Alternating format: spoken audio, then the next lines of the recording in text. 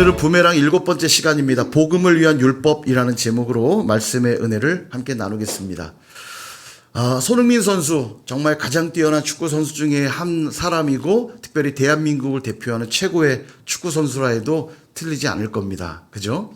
우리가 다 좋아하는 선수인데, 손흥민 선수가 위대한 선수가 될 수 있었던 것은 그가 축구적 재능도 있었겠지만 어릴 때부터 그를 혹독하게 훈련시켜 주신 아버지가 있었어요. TV에도 자주 나와서 아마 여러분들 다 보셨을 겁니다. 원래 축구 선수였고 본인이 축구 선수였기에 어떻게 준비해야 되는지를 알고 왼발을 쓰고 양발을 쓰는 선수가 돼야만 세계적인 선수 될 수 있다고 생각해서 어려서부터 양발 훈련을 그렇게 시켰다고 하죠. 어린아이 입장에서는 혹독하게 훈련시키는 아버지가, 물론 자기도 축구 선수의 꿈이 있었겠지만 어린아이 수준이란 그런 거 아니겠어요.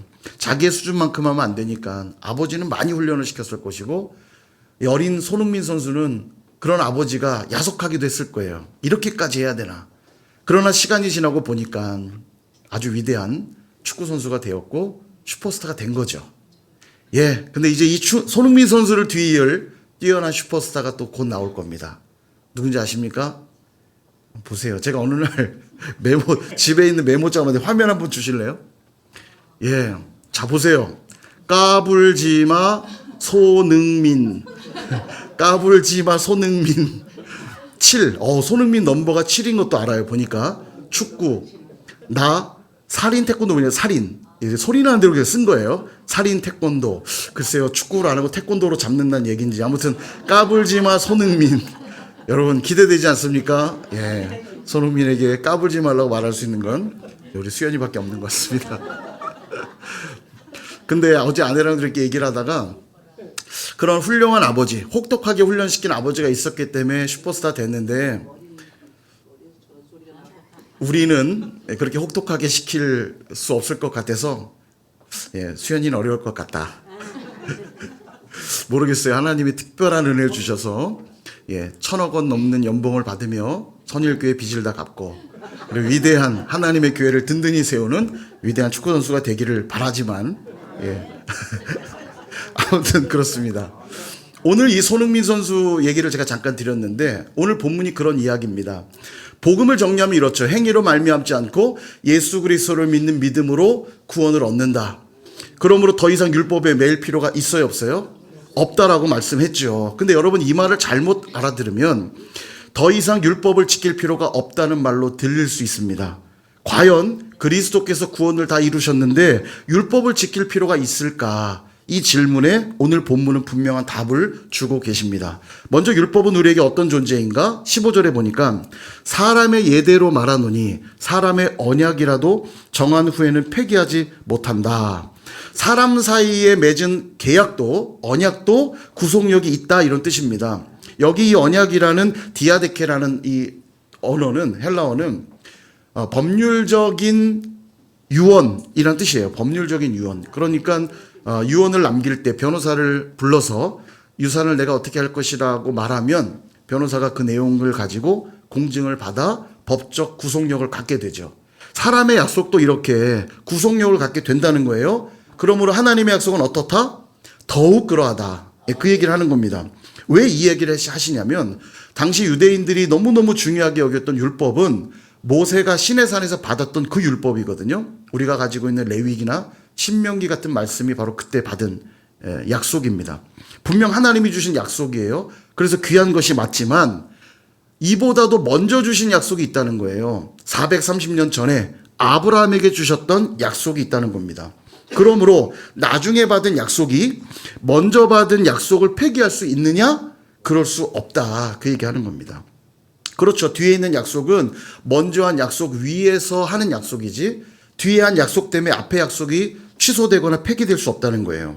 한번 생각해 보십시오. 모세를 통해 받은 율법, 이걸 지켜야만 구원받을 수 있다고 한다면 그보다 앞서 한 약속은 잘못한 약속이 돼버리니 하나님은 실수한 분이 되고 구원의 계획을 바꾸셨단 말밖에 되지 않는 거죠. 그러면 그렇지 않다라는 얘기를 하고 있는 겁니다. 그렇다면 아브라함과 했던 약속은 뭔가? 창세기 15장에 나오는 언약식의 내용이 바로 그것인데요. 아브라함 당시의 언약 체결 방식은 이러했습니다. 여러 번 제가 말씀드렸는데 계약 당사자들이 각각 자기의 짐승을 끌고 옵니다. 그리고 이 짐승을 반으로 쪼개고 마주보게 한 후에 서로 약속할 내용을 확인을 합니다. 그리고 확인이 되고 동의한다면 쪼갠 짐승 사이를 지나가면서 언약을 체결하는 거예요. 오늘날로 말하면 도장 찍는 거죠. 그럼 그 뜻은 뭐냐? 누구라도 이 언약을 지키지 않는다면 이 동물처럼 쪼개질 것이다. 그런 뜻이에요. 동일한 방식으로 하나님이 아브라함과 언약을 맺는데 아브라함에게 짐승을 가져오라 말씀하십니다. 그리고 짐승들을 쪼개서 마주보게 하세요.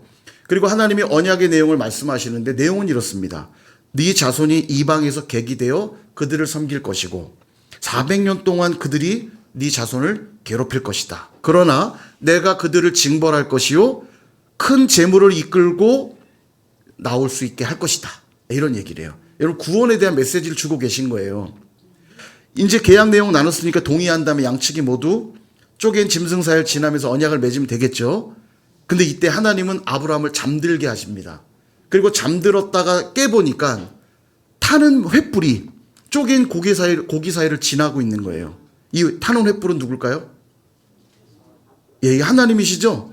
예, 타는 횃불이 아브라함은 아니고 하나님이시죠? 아브라함은 자다가 눈을 떠보니까 쪼갠 고개 사이로 타는 횃불이 지나가고 있는 거예요. 그러니까 하나님 홀로 이 언약을 맺고 계신 겁니다. 이게 무슨 뜻이냐면 이 언약은 하나님에 의해서만 좌우된다라는 걸 보여주는 것이에요. 아브라함아 너는 구원받는 일에 부족할 수밖에 없을 것이다. 실패할 수밖에 없을 것이다. 그러나 걱정 마라. 내가 책임질 것이다. 반드시 나는 언약을 성취할 것이다. 그 얘기하고 계신 거예요. 다시 말씀드리지만 아브라함과 한 언약의 내용은 이런 거죠. 애굽에 살다 고통받겠지만 나는 그 애굽 땅으로부터 내 민족을 구원해 낼 것이다. 한마디로 말하면 너와 너의 후손에게 구원의 복을 줄 것이다. 그 약속이에요. 자, 질문하고 싶어요. 아브라함에게 여기에 어떤 행위나 의의가 있나요? 하나님이 받도록 하겠다고 하신 이 약속 안에 아브라함의 어떤 행위나 의의가 있나요? 전혀 없죠. 스스로 쪼갠 고기 사이를 지난 하나님께만 의의가 있다는 걸 보게 됩니다. 아브라함은 그저 뭐 한 것뿐이냐면 하나님이 하신 그 말씀을 그냥 믿은 것뿐이에요. 그랬더니 그 믿음을 보시고 의롭다 여기셨다는 거예요. 약속을 지킨 것으로 인정해 주시겠다는 겁니다. 이게 얼마나 큰 은혜입니까? 그리고 하나님은 아브라함과 그 이후에 모든 믿음의 후손들에게 이 언약을 성취하십니다. 예수 그리스도를 이 땅에 보내셔서 그 몸을 반으로 찢으시고 그래서 약속을 지키셨고 우리에게 구원의 축복을 허락하신 거예요. 그러므로 이제 누구라도 하나님이 행하신 이 약속을 믿기만 하면 아브라함에게 그렇게 하셨듯 의롭다 여겨주시고 구원의 복을 주시겠다는 겁니다. 사랑하는 여러분, 우리가 드리는 예배에 바로 이 감격이 있어야 돼요. 죄는 분명 내게 있는데 만약에 여러분 그 언약이 뭐냐면 내가 너를 구원하리라. 구원받기 위해 우리도 의로워야 되는데 구원받기에는 너무 부족해요. 지금 앉아서도 계속 죄를 짓고 있는 내 모습을 보십시오. 과연 나는 구원받을 만한 자격이 있는가? 만약 그 언약을 같이 맺었다면 우리는 오늘도 반을 몸을 쪼개는 것으로만 그 지키지 못한 약속을 갚아야 하거든요. 그런데 하나님만 그 약속을 맺으셨으니 하나님은 분명 죄가 없으신데도 하나님은 분명 잘못이 없으신데도 언약의 책임을 지시고 자기 몸을 찢어서 이 언약을 성취하신 것이에요. 그러니 어떻게 감격하지 않을 수 있겠습니까? 내 몸을 찢어야 하는데 원래는 내가 죽어야 하는데 주님의 몸을 찢으셔서 오늘도 하나님의 은혜 앞으로 나갈 수 있게 하신 것, 이것이 감격하지 않을 수 없는 예배의 내용인 거죠. 이 정도 하면 진짜 이게 아멘이 폭발해야 되는데 이거 아멘 할 수밖에 없는 귀한 고백 아닙니까? 오늘 우리가 예배의 자리에 있는 건 내가 주님께 뭔가를 대단하게 해드리는 게 아니에요. 우리는 끝자리에 있는 자들 같고 이 잔치에는 올 수 없었던 자들인데 하나님이 그런 우리를 강권하여 데려다 여기 앉혀놓으신 거예요. 그래 감격할 수밖에 없는 거죠. 그렇지 않다면 우리도 쪼갠 고기 사이를 지나며 약속했다면 죽어도 한참 죽어야 했을 것입니다. 그러므로 이제 그것을 믿기만 하면 그 믿음으로 말미암는 모든 자들에게 복관해 주시겠다는 거예요. 죄와 저주와 사망은 주님이 다 가져가셨고 복과 은혜는 우리에게 주시겠다고 말씀하고 있는 겁니다. 이 사실이 큰 감격으로 다가오실 수 있기를 주님의 이름으로 축원합니다. 이렇게 아브라함과 구원의 약속을 하셨는데 그리고 나서 430년이 지나요. 그리고 모세를 통해 시내산에서 율법을 주시죠. 하나님의 약속을 또 주십니다. 그런데 이 엄청난 약속을, 하나님이 먼저 주셨던 구원의 그 약속을 430년 후에 받은 율법이 헛되게 만들 수 있겠냐는 거예요. 그럴 수 없다 말씀하는 겁니다. 그러니 율법을 지켜야만 구원을 받을 수 있어 라고 말하는 순간 먼저 하신 하나님의 그 약속을 헛되게 만드는 게 돼버린다는 거예요.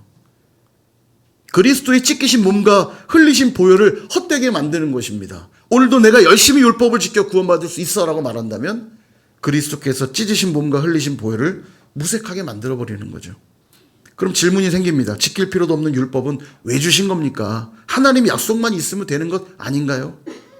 19절 이렇게 말씀하죠. 그런즉 율법은 무엇이냐? 범법함으로 더해진 것이라 천사들을 통하여 한 중보자의 손으로 베푸신 것인데 약속하신 자손이 오시기까지 있을 것이라. 아멘.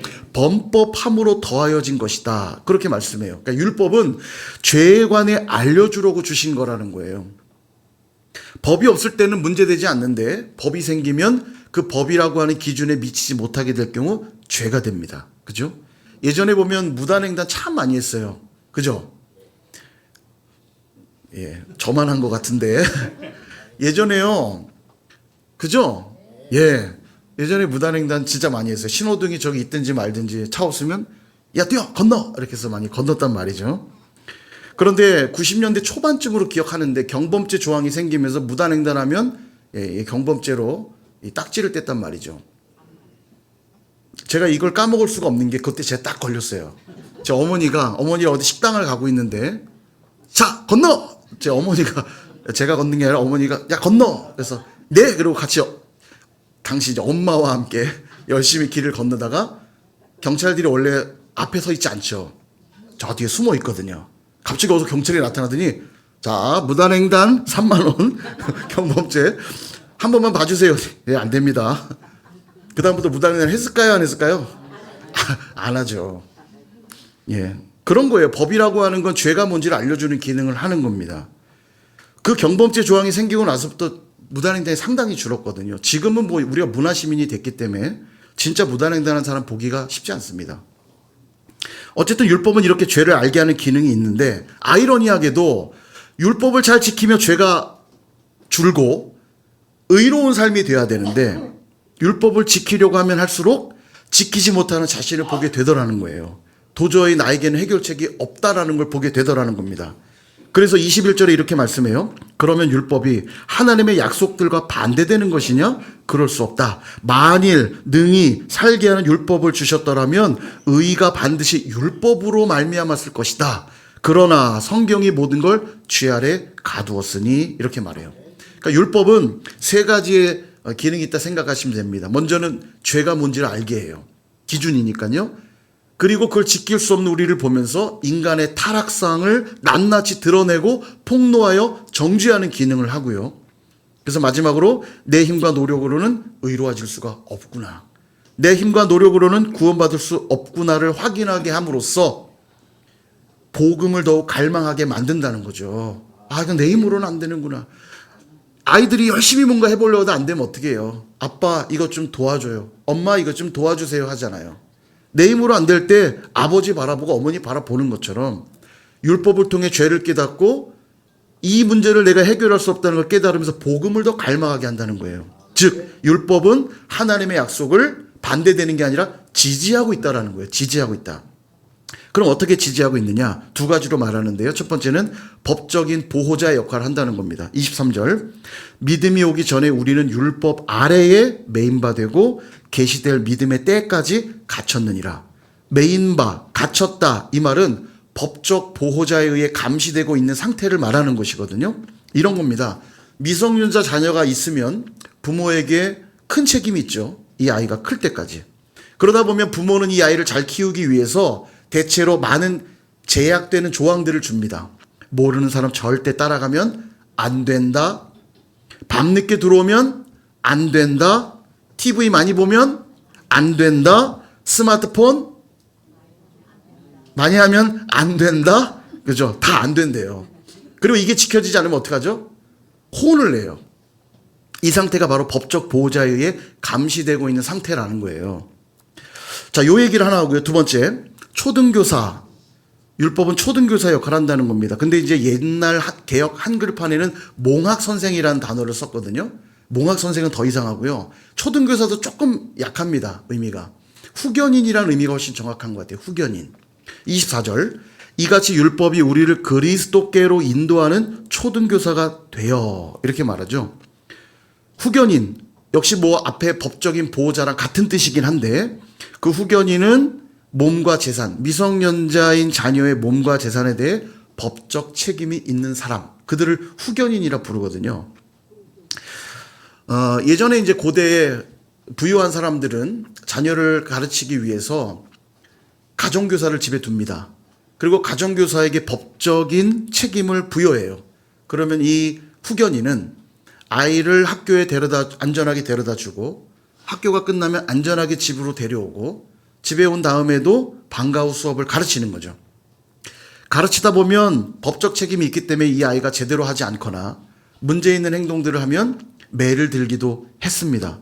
그러다 보니까 이 초등교사는, 이 가정교사는 자녀들에게는 자유를 억압하는 나쁜 이미지를 가지고 있기도 한 거죠.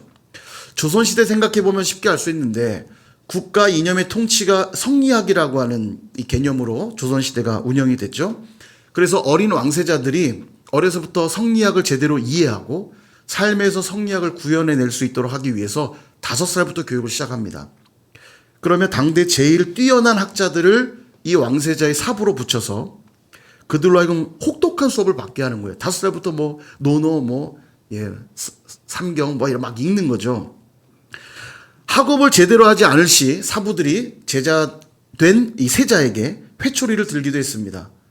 저하 다리를 거두시옵소서. 그리고 이렇게 때리잖아요. 반응 안 하면 저의 발연기는 계속됩니다. 저하 아니되옵니다. 다리를 거두시옵소서. 회초리를 때리죠. 그러니 얼마나 이 사부가 무서운 존재였겠습니까? 자꾸 나가시면 아니되옵니다. 그렇게 행동하시면 아니되옵니다. 계속 가르치잖아요. 신부는 누가 더 높았을까요? 세자가 높죠. 임금의 아들인데요. 그죠? 그러나 법적인 자격이 부여되었기 때문에 그렇게 할 수 있었던 거죠. 예전에 저희가 중국에 있을 때도 유학을 보내면 유학생들은 반드시 후견인이 있어야만 학교에 등록이 가능합니다. 왜냐하면 학비를 낼 수 있는지 없는지도 확인해야 되고 이 아이를 책임질 사람이 있는지를 봐야 되기 때문에 후견인이 없으면 학교에 등록이 안 돼요. 근데 부모가 다 그렇다고 따라가서 살 수는 없잖아요. 그러니까 후견인 제도, 이 홈스테이를 하시는 분들에게 아이를 맡기면 홈스테이 하는 분들이 밥도 먹이고 잠도 재우고 그리고 후견인이 돼서 학교도 데려가서 부모와 같은 역할을 해준단 말이에요. 그래서 제가 담당하고 있던 상당히 많은 학생들은 부모와 함께 사는 경우보다는 홀로 와서 홈스테이 하면서 신앙생활을 했는데 어디 움직이고 할 때 전화를 하는 거예요. 아줌마 저 오늘 몇 시까지 갈게요. 학원 들렸다가 들어갈게요. 이렇게 다 보고를 한단 말이죠. 일종의 부모인 거죠. 부모. 유학하면서.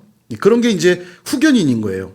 학생의 생활 전반을 책임지는 겁니다. 그의 먹는 것, 학원 가는 일, 학교 가는 일 다 관리하고 또 잘못된 행동들 하면 그렇게 하면 안 된다고 꾸중하기도 하죠. 바로 율법이 그런 초등교사, 후견인의 역할을 하고 있다는 거예요. 그러다 보니까 율법 안에 당연히 보상과 처벌이라는 틀을 갖게 되어 있습니다. 자꾸 자유를 제약할 수밖에 없어요. 그러니 율법으로 구원받으려는 자들에게 나타나는 심리는 비인격적 요소와 두려움으로 반응할 수밖에 없는 거예요. 여러분 지금도 율법에 매여 신앙생활하는 분들 보면요. 그 마음의 동기는 항상 두려움. 이거 안 하면 벌 받으면 어떡하지? 그리고 비인격적인 요소. 누군가에게 문제가 나타나면 막 문제를 삼아요. 이게 율법으로 구원받으려는 자들의 모습입니다. 근데 여러분 율법의 기능은 여기가 끝이 아닙니다. 초등교사가 아이를 교육할 때는 목표가 어디예요? 건강한 성인이 되게 하는 것까지가 목표잖아요. 율법도 지향하는 바가 있다는 겁니다. 앞서 말씀드린 대로 3가지가 있다고 그랬죠. 율법은 죄를 먼저 보게 하고 인간의 타락상을 지적함으로써 스스로는 구원받을 수 없다는 걸 보여줌으로써 우리가 구원에 이르는 길은 하나님의 은혜밖에 없구나 라고 하는 걸 지향하고 있다는 겁니다. 복음만 갈망하게 만든다는 거예요. 여러분, 20세기 최고의 복음주의 목사님 중에 한 분이신, 지금 돌아가셨지만 존 스토트 목사님이란 분이 있어요. 이분이 쓰신 갈라디아 강해를 보면 이 대목을 이렇게 주석하고 있습니다. 아주 멋진 표현들이 있는데 좀 길지만 제가 화면을 준비했으니까 눈으로 따라오시면서 잘 내용을 한번 보시면 좋겠어요. 하나님이 아브라함에게 약속을 주신 후에 모세에게 율법을 주셨다. 왜 그런가?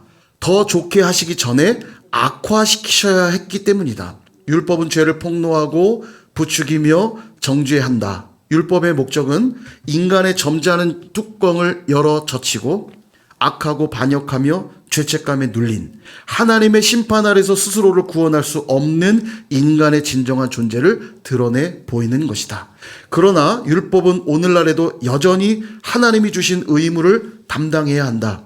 우리 시대 교회들이 저지르고 있는 가장 큰 실수 가운데 하나는 죄와 심판을 덜 강조하는 경향이다. 율법을 우회해서 복음으로 직행해서는 안 된다. 그것은 성경 역사에 나타난 하나님의 계획과 충돌을 일으킨다. 율법이 먼저 계시되기도 전에 복음에 감사할 인간은 없다. 별이 눈에 보이기 시작하는 때는 밤하늘이 먹물처럼 어두울 때이다. 죄와 심판의 어둠을 배경으로 할 때 비로소 복음이 찬란하게 빛을 발한다. 아멘. 정말 아멘입니다. 참 내용이 너무 좋죠. 여러분, 우리가 지금 누가복음도 묵상하고 있는데 좀 전에 우리 뭐라고 했습니까? 율법이 먼저 계시되기도 전에 복음에 감사할 인간은 없다고 말하고 있죠. 정말이에요. 내가 능력이 있고 내가 가진 게 있다고 생각하니까 하나님이 그 놀라운 영광스러운 잔치에 초대해도 청함을 받고 고민하죠. 갈까 말까. 왜냐하면 자기의 선택할 권한이 있다고 생각하는 겁니다. 그러니 나는 밭도 샀기 때문에 안 되겠고요. 소도 샀기 때문에 안 되겠고요. 장가 가야 돼서 너무 바빠서 잔치에 갈 수가 없네요. 라고 거부하는 거예요. 복음에 감사할 이유가 없어요. 그 잔치에 안 가도 나는 문제될 게 없거든요. 그러나 잔치에 전혀 갈 자격이 없다고 생각한 자들, 가난하고 몸이 병들고 맹인되며 걷지 못하는 자들에게 부정하다 여겨져서 죄인 취급받고 성 밖에 살 수밖에 없는 외인되고 이방인된 자들에게 저 잔치는 정말 언감생심 다가갈 수도 없는 자리인데 주인이 와서 내 잔치에 들어오라. 그러니까 영광스러운 거예요. 끝자리에 앉아서도 감사할 수밖에 없는 거예요. 근데 끝자리에 두시지도 않아요. 올라와서 내 옆에 앉으라. 나와 함께 영광을 누리자. 그러니까 율법이 먼저 계시되기도 전에 복음에 감사할 인간은 없다고 말하는 겁니다. 여러분, 지금도 밤하늘에 별이 잘 안 보이죠. 그 이유는 별이 없기 때문이 아니에요. 빛이 너무 많아요. 빛이. 가로등 불빛과 아파트 불빛과 수많은 불빛이 이미 우리의 시야를 밝혀놓으니까 하늘의 별빛이 보이질 않습니다. 그러나 저 컴컴한 시골 외딴 길을 걸어보세요. 정말 쏟아질 것 같은 그 하늘의 별들. 요즘은 시골 가도 좀 잘 안 보이는데 공해 때문인지 어려서 기억나요. 시골 가면 와, 정말 쏟아질 것 같은 그 별과 은하수, 별똥별, 이런 것들 떨어지는 거를 시골 이 마당에 돗자리를 펴고 누워서 밤새 봤던 기억이 나요. 저희 삼촌이 별똥별 떨어질 때 소원 빌어야 된다. 그래서 자다가도 별똥별이다 그러면 눈 뜨고 별을 봤던 기억이 생생한데요. 그렇습니다, 여러분. 하나님이 내게 가장 필요한 분이구나를 언제 깨닫게 되냐면 내가 아무리 노력해도 죄의 문제를 해결할 수 없다라는 걸 깨닫게 될 때 하나님이 내게 정말 필요하다는 걸 우린 알게 된다는 겁니다. 예배에 정말 열심히 참석도 해보고 열심히 헌신도 해봅니다. 뭔가 내 노력으로 잘 되는 것 같을 때는 뭔가 기분이 좋아지는 것 같다가도 구원받은 백성 같다가도 잘 되지 않을 때나 영적으로 침체되면 또 불안해지기 시작하고 구원 못 받은 것 같은 기분이 밀려온단 말이죠. 여러분, 율법의 요구를 이루려는 시도는 결과적으로 결론은 하나밖에 안 나요. 아, 내 힘으로는 안 되는구나. 내 힘으로는 안 되는구나. 그리고 그 다음 하나님의 은혜가 아니면 안 된다는 걸 인정하는 자리로 갈 수밖에 없게 된다는 겁니다. 그래서 율법은 우리를 그리스도께 인도하는 초등교사요 후견인이라고 말씀하고 있는 거예요. 말씀을 정리합니다. 사랑하는 여러분, 여기까지 정리하고 나니까 다시 한번 이 질문 앞에 서게 됩니다. 예수님이 오셨으니 더 이상 초등교사와 같은 율법은 필요 없는 것 아닌가? 생각해 보십시오. 후견인이 자기가 맡은 아이가 성인이 될 때까지 때로는 엄하게, 때로는 부드럽게 훈계하며 가르쳤다고 합시다. 그럼 성인이 된 다음엔 망난이 돼서 자기 마음대로 막 사나요? 아니죠. 손흥민이 슈퍼스타가 되고 이제는 아버지 도움 없어도 돈도 많이 벌고 이미 인정받았으니까 이제 아버지 필요 없어? 나를 어렸을 때 날 힘들게 했던 아버지 내가 복수할 거야. 손흥민 선수가 그렇게 말할까요? 그 반대죠.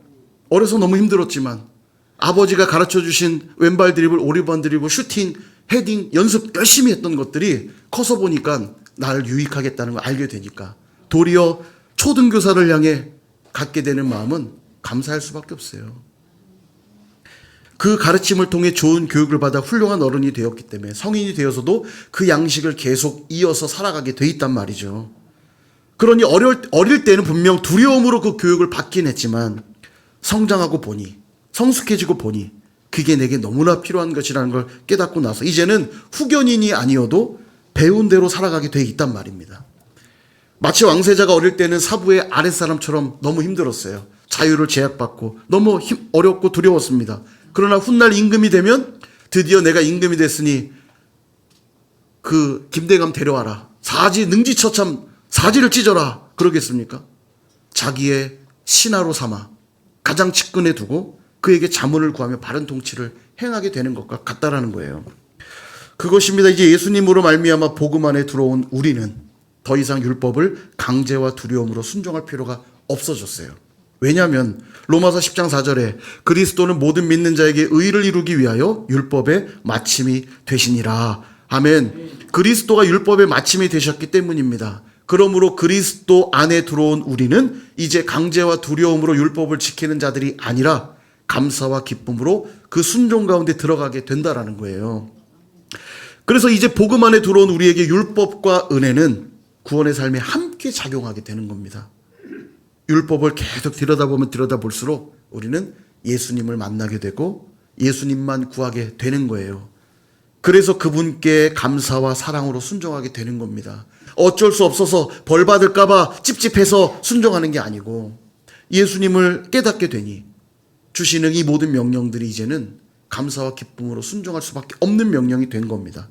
그러므로 사랑하는 여러분, 율법에만 매여서 그리스도 곧 복음에까지 나가지 못하는 우를 범하시지 않기를 축복합니다. 그러나 반대로 복음 안에 들어왔다고 해서 율법을 무시하고 자유라는 이름으로 방종하는 우도 범해서는 안 됩니다. 왜냐하면 예수님은 율법을 폐하러 오신 게 아니라 율법을 완전하게 하려고 오신 분이시기 때문입니다.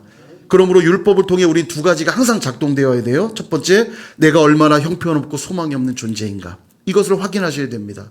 그래서 내 힘으로는 아무것도 할 수 없음을 고백하실 수 있기를 바라고요.